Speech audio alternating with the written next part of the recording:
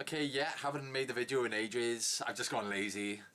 At the time I'm recording this video, there's been 4 episodes aired of American Horror Story Coven. So I've seen the first 4 episodes. Not the 5th. The 5th is about to air in like 2 days, I think. But I'm just going to talk about the first 3 episodes in this video because I don't know, I don't want to talk about too many episodes in one video, like especially because the video title will get like kind of long and feel weird. I don't know, but like American Horror Story Coven episodes 1, 2, 3 and 4 review. I don't know, I don't want the title to like say too many episodes. So I'm just going to talk about the first 3 episodes at the moment, although I have seen the 4th, and then I guess I'll just talk about episode 4 and 5 in the next video together. To avoid, you know, me talking about too many episodes in one video. Okay, so I love the first 2 seasons, of course. Quickly get them out of the way. Murder House, which is the first season, thought that was awesome. Asylum, which is the second season, once again, I thought that was even better than Murder House. I was a big fan of Asylum. The finales of both seasons were kind of disappointing, but I still like the seasons overall. For those of you unfamiliar with American Horror Story, it's an anthology show. Each season is a different story, different set of characters, different setting, you know. That's it. It's an anthology show. So the first season is Coven. It's about witches, a coven of witches. That's really it, I guess. Yeah, that's the story. Okay, so let's talk about episode 1 to get that out of the way, of course. So episode 1, it begins with Kathy. Like I can't remember the year. It starts in like 1920 something, I think. I can't remember. But basically, it's Kathy Bates's character. She's in the opening, where she has a bunch of slaves chained up in her attic and she's like torturing them. The opening scene was great, you know. This is horror, you know. This is the horror part of American Horror Story. So you got Kathy Bates torturing a bunch of black slaves in the attic. I like the opening scene. It was pretty dark, I guess. I mean, the makeup effects on the torture was good. The makeup effects, the gore effects were great. Like the dude with his eyes and mouth stitched shut, the guy with his face like carved off. The special effects were great. Yeah, so it's just a good scene. This is like the horror part of American Horror Story. That's what I was thinking. So it was entertaining to watch. Kathy Bates is a badass as always. Yeah, great scene. So then we got to the opening title sequence, which once again, yeah, good. Don't get me wrong, I did like the title sequence, but it's probably my least favourite title sequence. The thing is with American Horror Story, they always do a great job with the title sequences, because, it's just the style they've kind of adopted for the title sequences. It just makes them awesome. But the thing is, with Coven, I don't know, it's my least favourite title sequence. If I were to rank the title sequences in order, I would say Asylum is my favourite, then Murder House, and then Coven. Don't get me wrong, I still like the title sequence for Coven, but it's just my least favourite. Like, don't get me wrong, it has a few effective shots, like the people in the black robes and hoods walking through the forest. Those sort of shots are effective, it feels very KKK. And they also have like shots of, the black dude with the really white teeth and the like demonic eyes. The shot of that guy's great. The shot of the guy like stabbing the voodoo doll. I like that. And that skeleton creature thing, which kind of turns right before Evan Peters' name comes up. That's another great shot. So it has some cool shots like that, but I feel as if they got kind of lazy, because some of the shots are just of like women, like just women turning their head, or like a shot of a donkey turning its head. That's what some of the shots are, and it just feels lazy. Like, no, I don't know. I don't get it. It just kind of feels lazy to me. Those sort of shots didn't really work for me. Like, just like a shot of a girl turning her head. I don't know.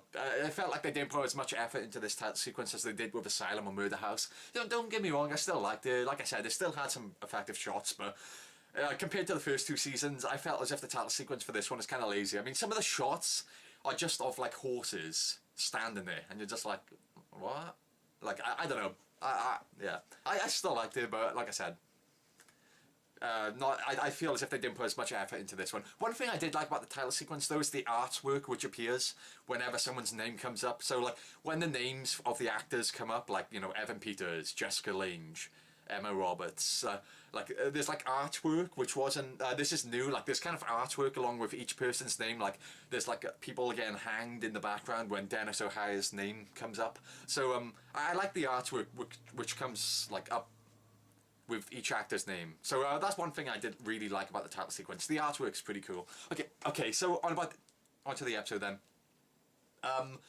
So like I said, the title sequence and the opening scene with Kathy Bates torturing the slaves set the mood. I was like, yeah, okay, I'm ready for this. You know, I'm excited. Got me pumped. And I would say, I don't know, I didn't dislike the episode, but I didn't think it was great either. Like, I would easily say this is the weakest episode. When I saw it, I was like, this is easily the weakest episode of the whole of American Horror Story. Like, the horror part of American Horror Story was kind of not there for this episode. Like I said, the opening scene has Kathy Bates torturing the slaves. It's pretty twisted. And then you have the awesome opening title sequence, which is, you know, as cool as always. So it sets the mood for a horror show, which is what this is. It's a horror show. But then the rest of the episode just wasn't. It didn't have the horror part of the horror show. It just felt like, I don't know, I guess I should tread lightly here, but, it kind of felt like it was pandering towards like teenage girls, I guess. I don't know, maybe that's a bit too brutal of a negative comment, I guess, but like I said, it felt as if it was pandering towards like the Sabrina, the teenage witch crowd, because like I said, this season is about a coven of witches. It's kind of like basically kind of focused on this, literally a school for witches. You know, like they're being taught how to like control their powers, not, you know, obviously not to expose themselves to the public, otherwise that's not going to be good news, is it? If everyone finds out that witchcraft is still around. So, yeah, you know, I just, it didn't feel like a horror show to me, which is obviously what I want when I watch a show called American Horror Story. Obviously, at that point, I was only sticking with it because it is American Horror Story, so I was like, yeah, this isn't really my thing, but it's called American Horror Story, so I'll stick with it. Yeah, so that's what I did. I know I'm probably going to get a lot of people trying to defend it by saying, well, somebody was gang raped in this, which is pretty horrific. Yeah, sure, it's, you know, I guess the concept of being raped is horrific, sure. Like, yeah, okay, but just because someone is raped in a TV show or movie doesn't automatically make that movie or TV show a horror show or horror movie. It's down to like the overall like tone of the episode or movie. Like just because something has rape in it doesn't mean it's a horror automatically. For example, Irreversible, that movie, would you call that a horror? I don't think anyone would ever call that a horror film. I don't know, maybe there's one or two people, but you know, I'm sure the majority would agree that Irreversible is a thriller. You know, that has a rape scene, but like the overall tone of the movie and everything, it's not a horror film. It's a thriller, sure, but certainly not horror. So, for example, I'm sure I'm going to get a lot of people arguing otherwise, but murder is worse than rape, in my opinion. I'm sure there'll be people who disagree, each to their own, but I would say murder is far worse than rape. So, you know, murder is horrific. So, is every single film or TV show in the world where someone dies or gets murdered, does that automatically make that a horror show or horror movie? No, it doesn't. So, to the people who are trying to defend this by saying, well, you know, someone's gang raped in this, so that's another horror element in the show. I'm just saying, I disagree because the overall tone of the episode was just, well, not like in a horror. It didn't fit into the horror genre, is what I'm trying to say, I guess. Like the opening scene, like I said, with Kathy Bates torturing the slaves. Sure, that was horror, but the rest of the episode, it kind of felt like it was pandering towards, like, the teenage witch stuff. Like, I don't know. Like, I wouldn't say the Twilight crowd, but, I don't know, the Hunger Games? No, that's not the right word. I'm trying to, like, I'm not exactly sure what phrase I should use here, but it just felt like it was pandering towards, like, a younger teenage girl kind of audience. I don't know. Like, I'm not just saying that because, like, the cast is, you know, predominantly female. I'm just saying, like, it's just the stuff with the witches, like the romance thing between Evan Peters and Teresa Farmiga. I just wasn't into it at all. Because that's another thing that I was kind of, like, concerned about. Because Ryan Murphy was saying this season would be a lot more lighthearted and fun. And I was kind of thinking, what? Because, I mean, he said, Ryan Murphy basically said Asylum was pretty dark, so for Coven they're going to make things a lot more lighthearted and fun. I was like, what is this guy talking about? Like, Asylum was pretty ridiculous and over the top anyway. I mean, don't get me wrong, I loved Asylum because that's the appeal of American Horror Story, I guess, or at least for Asylum, the appeal was how ridiculous and over the top. Like, it was more of a fun, just, you know, enjoy the crazy, over the top stuff which is happening. Like, don't get me wrong, it still had a few effective, disturbing, or creepy moments, like when that girl got her legs cut off, or, you know, the bloody face reveal. That sort of stuff was genuinely creepy. But for the most part, it was just like really fun, over the top horror for you, you know, just, you know. So I don't really understand where he got this idea that Asylum was dark. I was like, really, dude? Like, it had one or two dark moments, but overall it's just really fun and over the top. So I was kind of concerned when he said Coven would be a lot more lighthearted, because I was like, Asylum was lighthearted enough as it was. If you make this show even more lighthearted than Asylum, there's not going to be much horror left in the show. So that's what I was concerned about, and like, yeah, that's what happened. There's not really much horror left in the show, or at least from episode 1. I'm getting to episodes 2 and 3 later. Yeah, and he also said one thing he missed about Asylum was that there was no like romance or love story going on, because of course Murder House featured the little romance subplot between Evan Peters and Teresa Farmiga's characters. I wasn't a big fan of that in Murder House, and Ryan Murphy said he wanted to put in like a love triangle into Coven, which he has. And once again, it's between Teresa Farmiga and Evan Peters, something I was really not into. Like, I was like, really, like, we're using these characters again. And the way it kind of just happens is just lame. Like, they meet each other at a frat party, they see each other through like this glass. I guess it's kind of like Romeo and Juliet, I guess, but they see each other through the, I guess that's probably a reference to Romeo and Juliet, yeah. Or at least the Leonardo DiCaprio one. Because I remember a scene where they're looking at each other through like a fish tank. So they kind of do the same thing here, where they look at each other through like this weird ice sculpture. And they kind of just look at each other through this ice sculpture and kind of just fall in love by just looking at each other. Or like, they don't really fall in love, but they kind of just stare at each other and they kind of like make a connection. It's just really lame. I wasn't into it at all. I was like, this is really pandering towards like the Twilight audience. I wasn't I wasn't happy about that. Okay, so what else is there to talk about in the episode? Yeah, the exposition is really clunky, I guess. I mean, they got a lot of stuff to establish here because, you know, it's like a school of witches. They got to establish some lore, I get that. But that's the thing with exposition.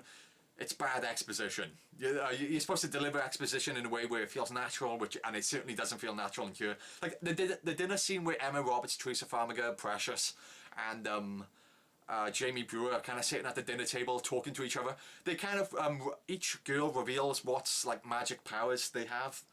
And the way they deliver or reveal what magic powers they have is just like god awful. Like, the dialogue is just so like forced. And also Dennis O'Hare's character is like mute. He had his tongue cut out or something like that.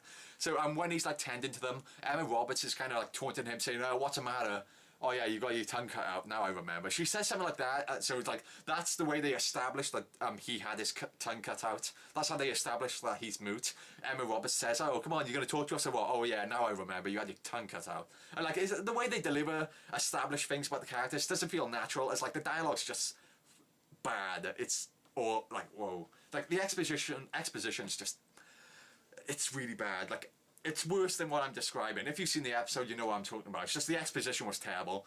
It's not as if it ruined the episode, but I'm just saying the exposition was poorly handled, big time. The acting was fine from everyone, I guess. You know, Jessica Lange, Kathy Bates, great. Like, you would expect none other than awesomeness from those guys anyway. Emma Roberts, I'm not a fan of her. Like, she was terrible in Scream 4. She's okay in this, I guess, but whatever. I'm not a fan of Emma Roberts anyway.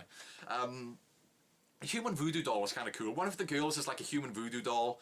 When she, like, so if she stabs herself, she doesn't feel pain, but if she like inflicts pain upon herself, her target feels that pain. So at one point she stabs her own hand with a fork, and then her target, like the wound of a stab wound appears on that character's hand, her target. So I think the way, like, you know, the human voodoo doll thing is just kind of cool. I like that. I don't know, I guess that's really all I have to say. Like, my problem with this episode is, like, it's not really much of a horror thing. Like, you don't have to be, like, something doesn't have to be scary to be horror. Like 90% of horror movies aren't scary. So something doesn't have to be scary to be a horror, but it has to have like some sort of horror elements throughout, or like it has to have like some sort of you know, the tone of the movie or TV show has to be like horror-ish, if you get what I'm saying, in order for it to be classified as a horror. And that's the thing. Aside from the opening scene with Kathy Bates torturing the slaves and the opening title sequence, it's not really horror. And like I said before, the gang rape was not horror. It was more of a drama kind of thing.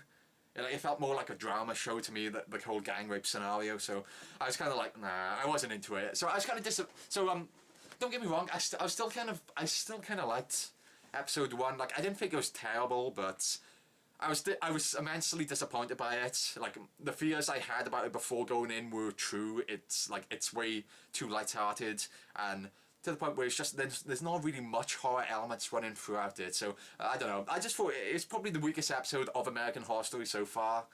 Yeah, I just wasn't a fan of it. That's all I have to say.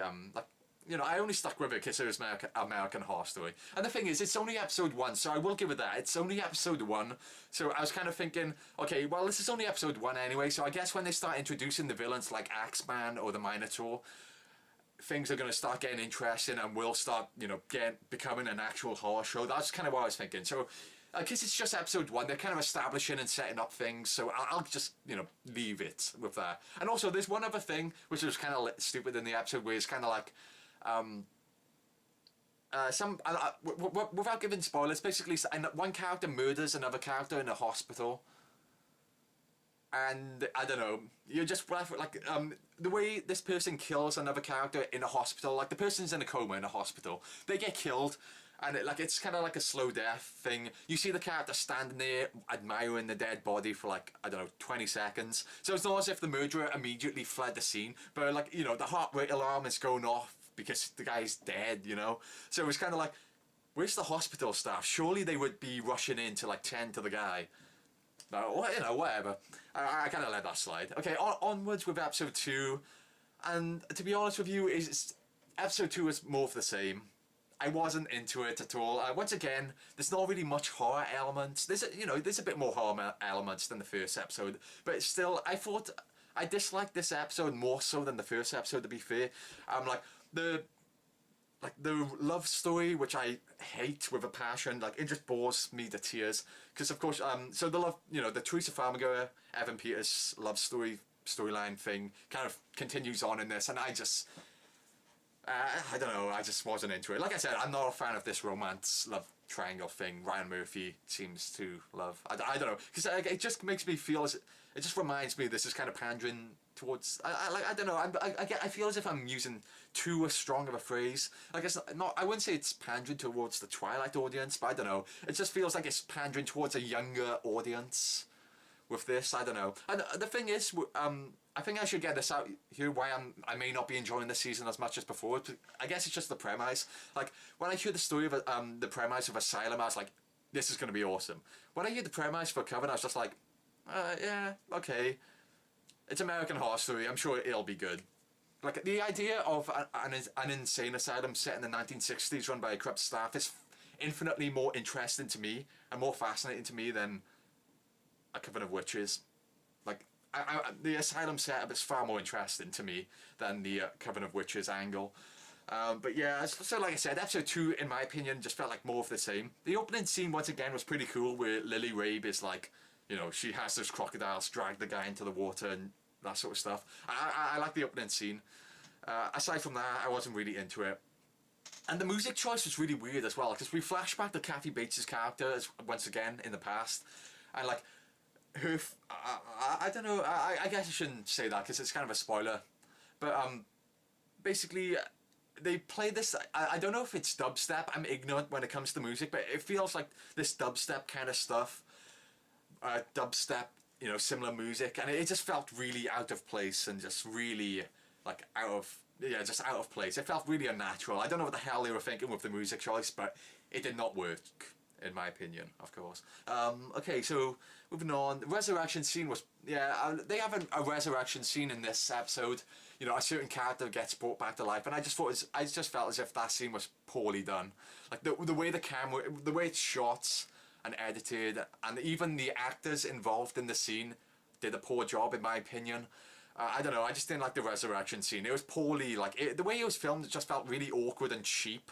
Like, it felt like really low, like really cheap. I don't know, I wasn't a fan of the resurrection scene. Yeah, basically any scene involving the teenagers, which is quite like more than half of the episode involves the teenage girls like Teresa Farmiga, Emma Roberts. Any scene involving them is just lame. Like whenever they were on screen, I would just shut my brain off pretty much. I wasn't into it. And also Teresa Farmiga, in my opinion, didn't really do it. Like if you want to talk about the acting here, most people do a good job. Once again, Emma Roberts, not too good. Like Teresa Farmiga was okay in the first episode, but in this episode she kind of has this freak out because the cops are like investigating the deaths of people they are kind of responsible for, because like, you know, they used their witch powers to murder a bunch of people in episode 1, and in episode 2 the police are kind of following up on that, obviously because they used the witch powers. The police can't really like pin the murders on them for sure, because, you know, they used the witch powers, there's no evidence. But Teresa Farmiga kind of like breaks down and freaks out about it. She kind of cracks under the pressure and she, like, you know, kind of admits to everything, but it's I don't think she did a good job, like acting wise. She did like, she doesn't really freak out well in my opinion. I don't know, she just didn't do a good job there. So we saw like a brief shot of the Minotaur at the end, which I guess is like a tease of good things to come. Like the Minotaur, yeah, this is what we want to see, you know, this is more along the lines of a horror show, hence the title American Horror Story. So when we saw the Minotaur, I was kind of like, yeah, you know, this is more along the right lines. It kind of ends on a little bit of a cliffhanger, because you kind of see the voodoo villain, you know, the voodoo girl kind of telling, you know, talking to the Minotaur. So that's kind of sets up episode 3. So I was kind of like, okay, so episode 3 might be interesting at least, since they're going to unleash the Minotaur for episode 3. I like the flashback with Precious in the fast food restaurant. She, one of the girls at the witch school kind of used to work at a fast food restaurant, the human voodoo doll, and like one customer is like really pissing her off, so she shoves her hand into a vat fryer, and, you know, she focuses her powers on the guy, and then, you know, his whole entire arm starts to blister from the vat oil and stuff. I thought that was a fun flashback. I like that. Yeah, and one thing about it just felt like a lot of filler, to be honest. Well, not a lot, but I don't know, it didn't feel to me as if much significant things were happening. I don't know. Like, don't get me wrong, things did happen, like the resurrection scene, which, you know, I'm not interested in that storyline anyway, so, you know, whatever. Yeah, so so the resurrection scene certainly progressed the story, but like I'm not interested in that story anyway, so whatever. Yeah, it just not much seemed to happen here. Like you had Jessica Lange visiting the voodoo lady. I guess that's a bit of progression, but I don't know. Especially compared to the first 2 seasons, where, you know, the story moved along at a like insanely rapid pace. This episode felt kind of slow compared to those. It felt like a bit of filler to me. I don't know.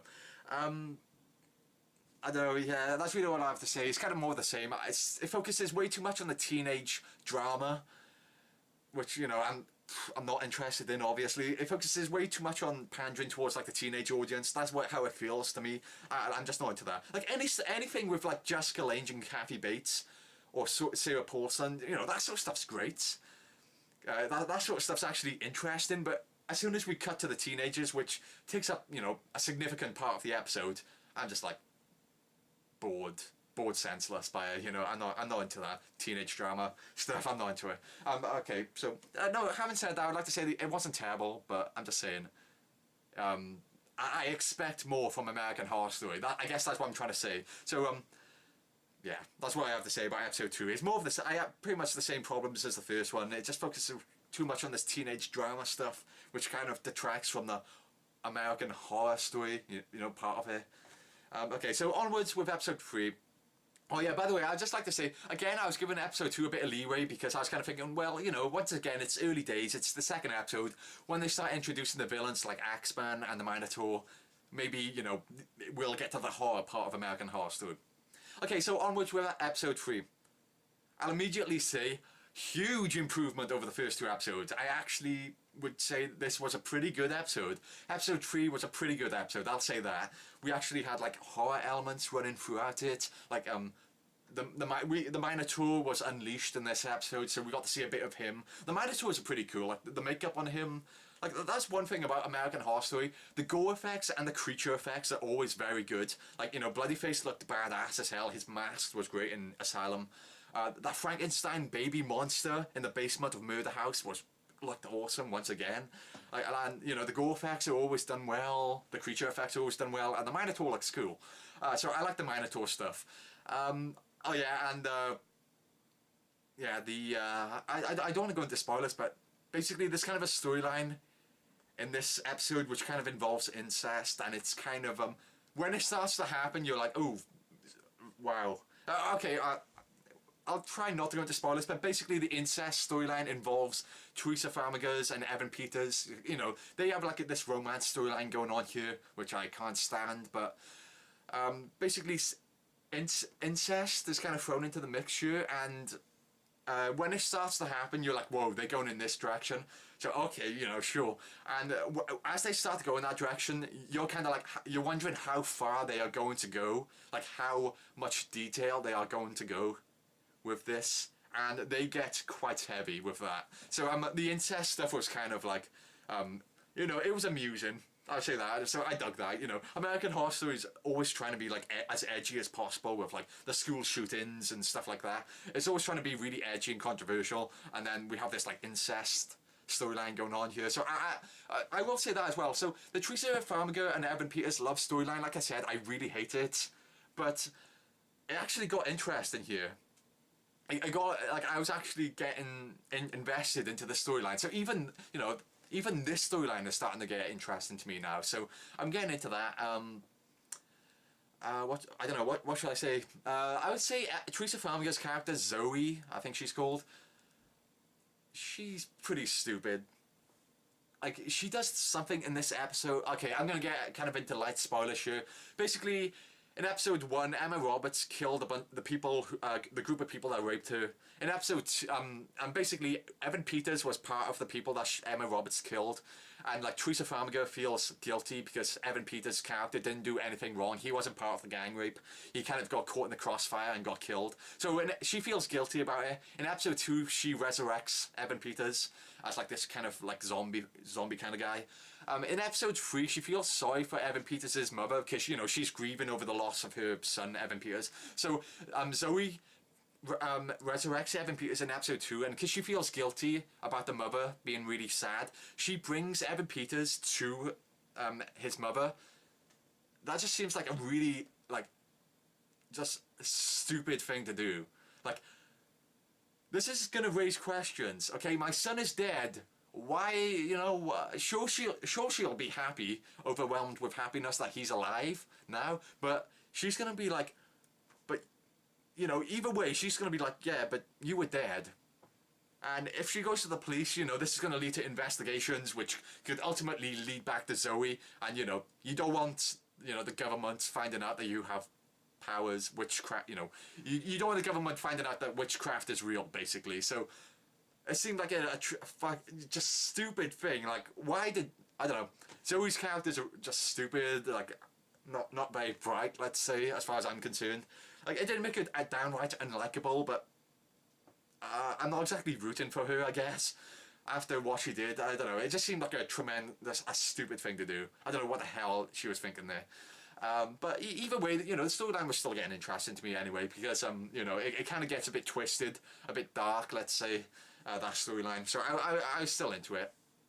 A major character is killed at the end of this episode. I'm not going to spoil who, but a major, like, huge character gets killed at the end of this episode.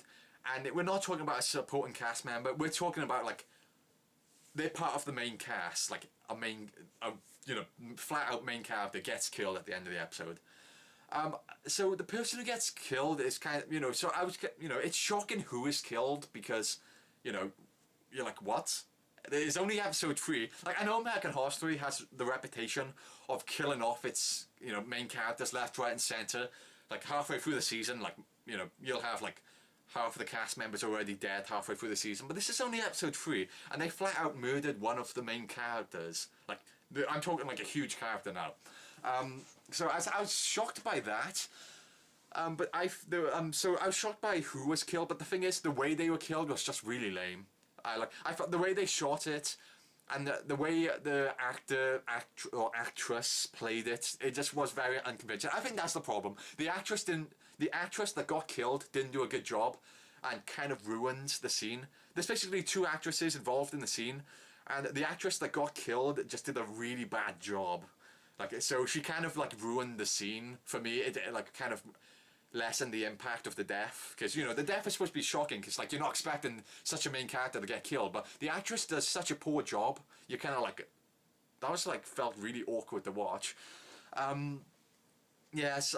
Another thing again, because this show, basically this season, like we've already established that Lily Rabe's character, her power or magic power is that she can bring the dead back to life, and we've already seen Evan Peters' character brought back to life by Lily Rabe. Well, not Lily Rabe. No. But he was basically brought back to life by like a magic spell, and Lily Rabe has been established to be able to bring people back to life because that's her power. So that kind of diminishes the shock factor when a character dies now. So even though it's kind of shocking they killed off this character, I'm kind of like, I'm not buying it. I think this character, they're going to resurrect this character later on. I'm not buying it at all. So I guess that's all I have to say, really. I don't know. Like, episode 3 was much better than episode 2 and 1. I'll say that. Like, I thought it was pretty good. There were still a few things that bugged me, like Zoe's character. Teresa Farmiga's character, Zoe, did some like really stupid choices. But having said that, the whole entire like, basically the Teresa Farmiga and Evan Peters storyline's getting a lot more interesting. Like I said before I was like not into it at all. I was really hating it. I was really getting annoyed by it, because you know how much it felt like they were pandering towards like the female teenage like demographic, I guess. But it's gotten interesting. It's gotten a bit more twisted. It's gotten interesting. So I'm getting into it now. The Minotaur stuff was cool. That was fun. And we got a bit more kind of like you know, edgy stuff. You know how American Horror Story is. But the way the Minotaur storyline kind of leads, you know what happens. A certain character does a certain thing while confronted by the Minotaur, which a lot of people are like, oh, yeah, okay. Yeah, episode 3, yeah, just, you know, pretty good. It's putting the horror part of American Horror Story back into American Horror Story, you know. So, yeah, I liked it. It's getting a lot more interesting. Yeah, I'll talk about episode 4 along with episode 5 in the next video, because I don't want to talk about too many episodes in one video, because it'll just get insanely long. Yeah. Okay, so that's all I have to say. So episode 1 and 2 were really disappointing, but episode 3 is really starting to pick things up. And, you know, I'll talk about what I thought about episode 4 in that review, but I'll just say, if you want me to give one word, I liked it.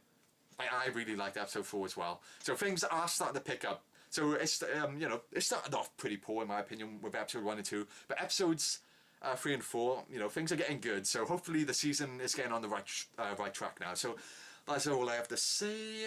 Yeah, that's all I have to say. See ya.